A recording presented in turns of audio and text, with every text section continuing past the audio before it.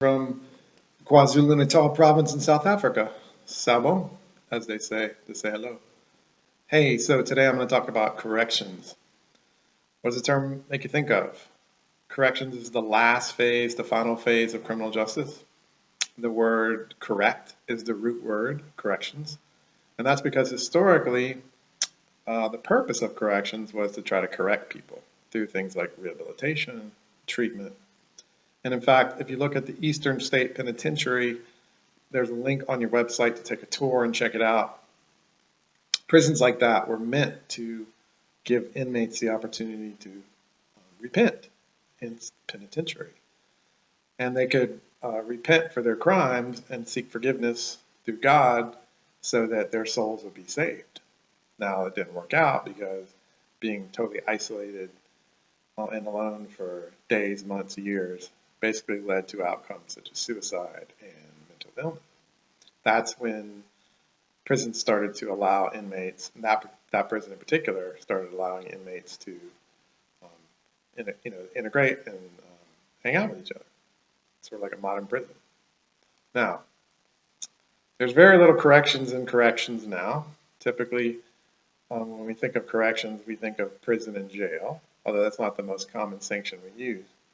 But prisons and jails are the most severe sanctions available other than the death penalty, which is rarely used. I'll make a video about that pretty soon.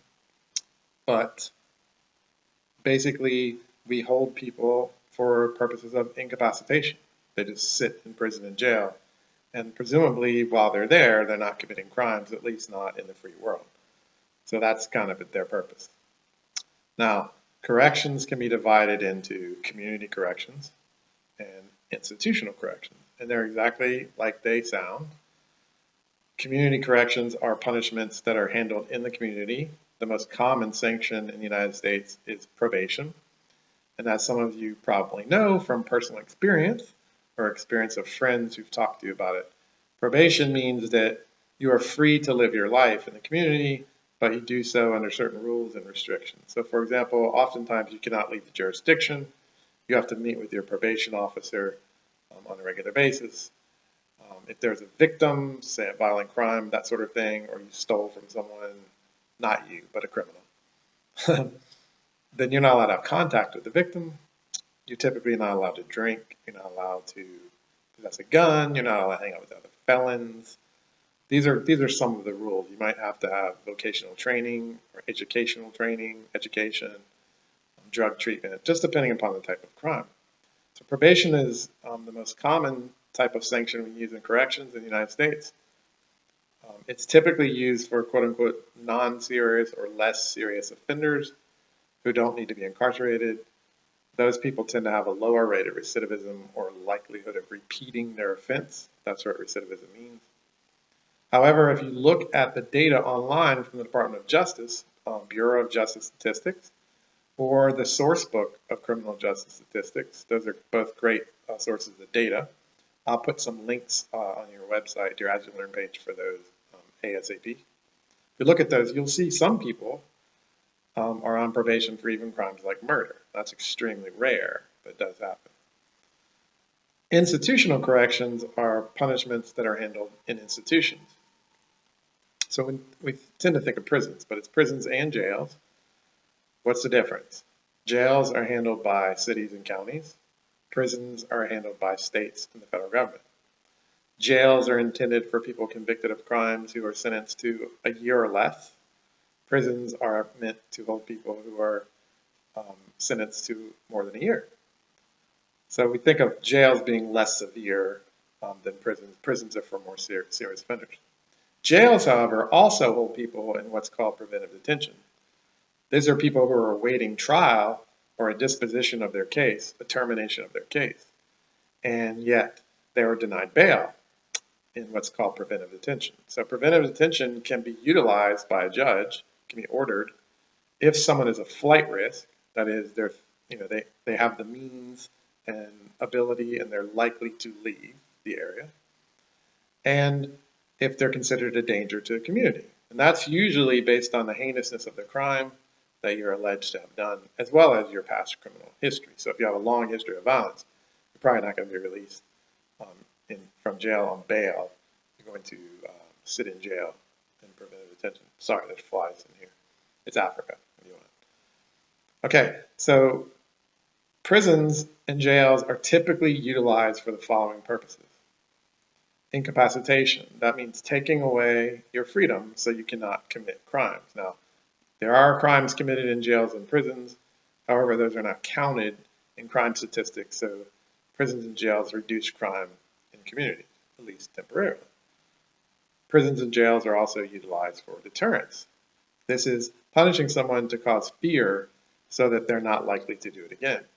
If it's aimed at the individual offender, you're trying to stop that person from committing crime through fear, that's called specific deterrence because it's specific to the offender. If you're trying to utilize someone as an example for others, so for example, think of the death penalty, when you execute someone or you incarcerate someone for life, this sends a message to would-be murderers that this could happen to you. That's called general deterrence. It's meant to deter people other than the offender, so it's more general than the offender, so it's general deterrence. We also, of course, punish for retribution. And retribution means getting even with the offender, righting the wrong. Think of the famous scales of justice. So we have rules in society, and if an offender breaks the law, they've tilted the favor of the scales in their favor. Retribution rights the wrong. It's, in some cases, a life for a life. But typically, it's some form of punishment for the crime that's committed. Now, retribution is not the same as vengeance. Vengeance is meant to make you feel better. It's a personal emotion that you feel. Punishment is rational. It's based on reason. It's not based on emotion. So retribution is perfectly understandable and acceptable. So incapacitation, deterrence, retribution. Then we have, of course, rehabilitation, which is what I started with. Rehabilitation is trying to make the offender better and or the offender's situation better. Typically, we think of it as drug treatment, educational opportunities, vocational opportunities, training, so that people, when they get out, won't come back. You wait 5 years, as many as 85% of people who come out of prison end up going back. That's because of what prison does to a person, number one. That's discussed in your book. Number two, it's because we're not changing the conditions out of which the crime occurs. We're not changing families, we're not changing communities. So an inmate goes right back to the same environment that produced them in the first place. And then the newest thing is called restorative justice. This is very unique.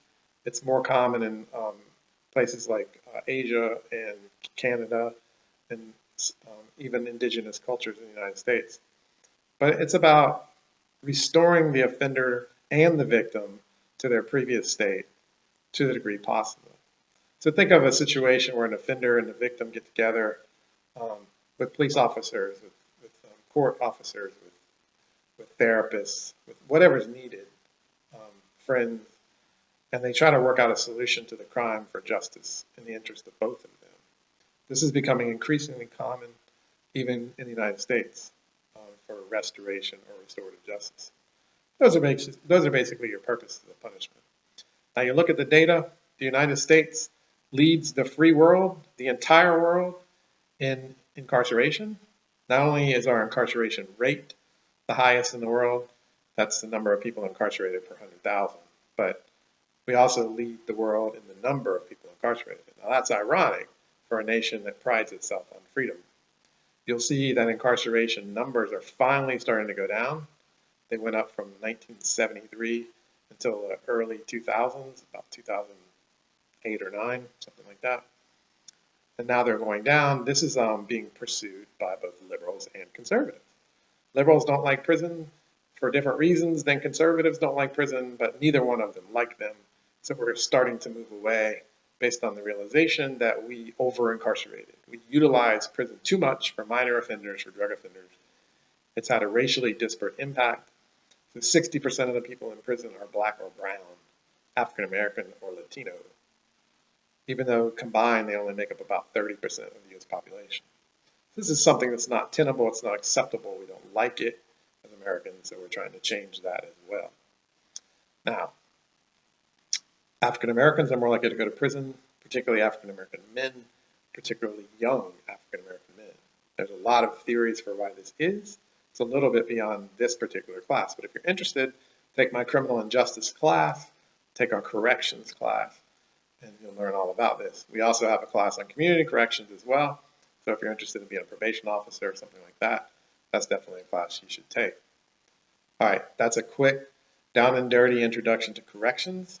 Google all the things I said, Google the terms, fact check me. If you find anything different, let me know. And certainly you'll find a lot of information online about these.